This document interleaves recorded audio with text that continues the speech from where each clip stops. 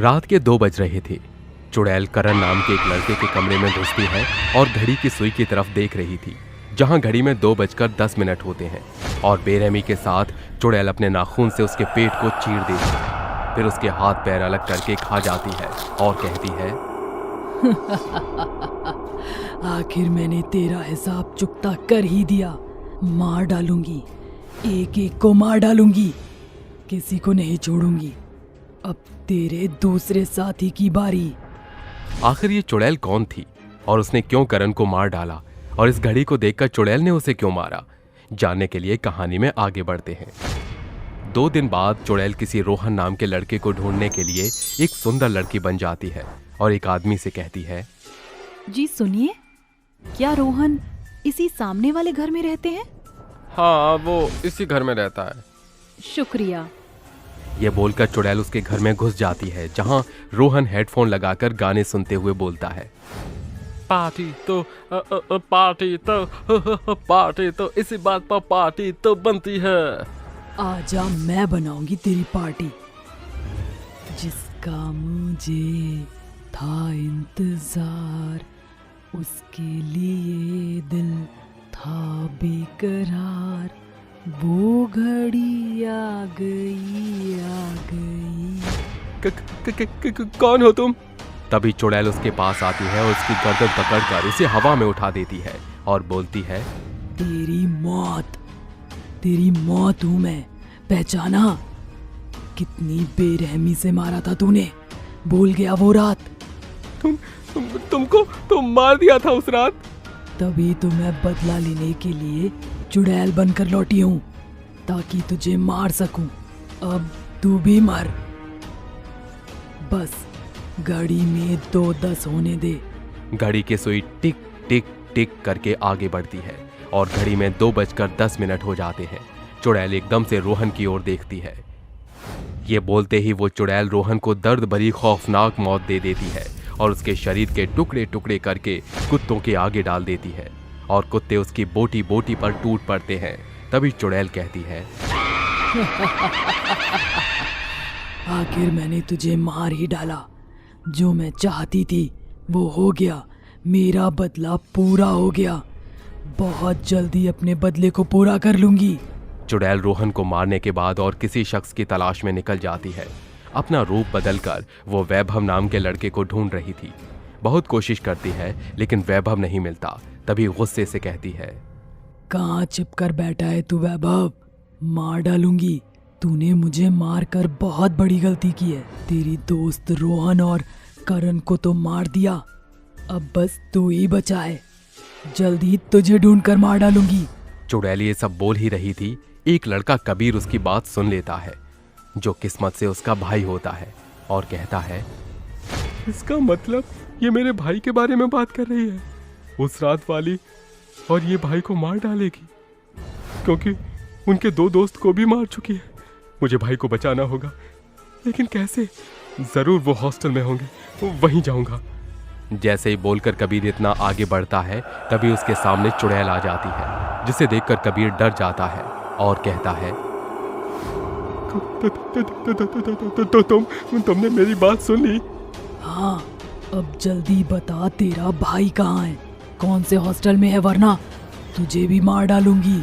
चुड़ैल उसका गला पकड़कर हवा में उठा लेती है और जमीन पर फेंक देती है। जल्दी बता, कहाँ है? तुम्हें मेरे भाई को मारकर क्या मिलेगा? क्यों पीछे पड़ी हो उनके? तू नहीं जानता, तेरे भाई ने अपने दोस्तों के साथ मिलकर मेरे साथ क्या किया? आज मैं तुझे बताती हूँ।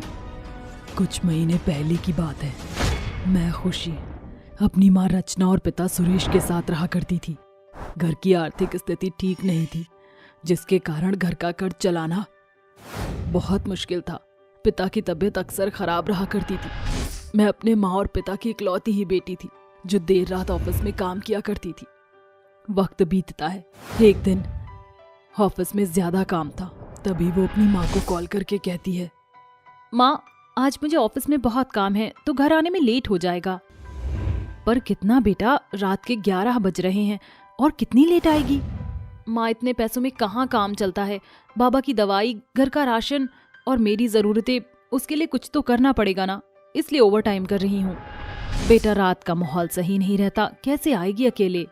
माँ मुझे काम करना है, आप चिंता मत करो, मैं कैब बुक करके आ जाऊंगी। Okay bye. ऐसा कहकर खुशी फोन रखती है और ऑफिस में बैठ के काम करने लगती है।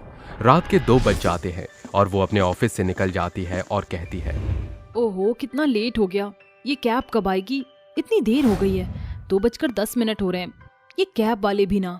खुशी अपने फोन में टाइम देख ही रही थी कि तभी 3 लड़के सीटी बजाकर उसकी तरफ आते हैं और कहते हैं, ओ बेबी डॉल, इतनी रात को इस सुनसान सड़क पर क्या कर रही हो?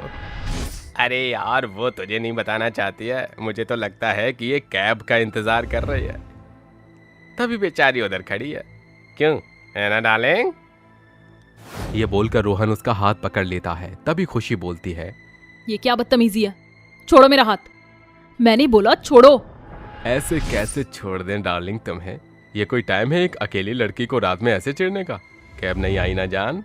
ये बोलकर तीनों लड़के खुशी से बैग छीनकर परेशान करने लगते हैं, फिर जबरदस्ती करके उसे छेड़ने लगते हैं।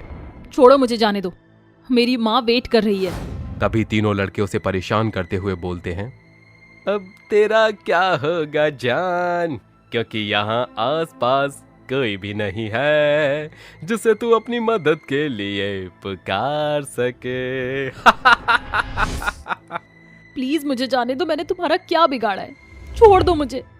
खुशी तीनों लड़कों के आगे गिड़गिड़ाती रहती है, लेकिन उसकी कोई बात नहीं सुनता और उसके साथ जबरदस्ती करते हैं। जबरदस्ती के दौरान वो खुशी को मार डालते हैं और उसकी लाश को एक नदी में फेंक देते हैं। जब से ही मेरी आत्मा भटक रही है, क्योंकि तेरे भाई और उन 2 लड़कों ने बड़ी बेरहमी के साथ मुझे मारा।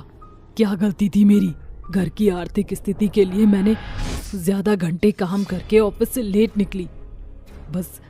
बस यही थी ना मेरी गलती।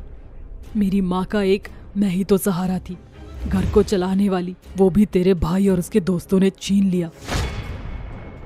इसलिए अब मैं तेरे भाई को नहीं छोड़ूंगी, मार डालूंगी, उसे तड़पा तड़पा के मारूंगी।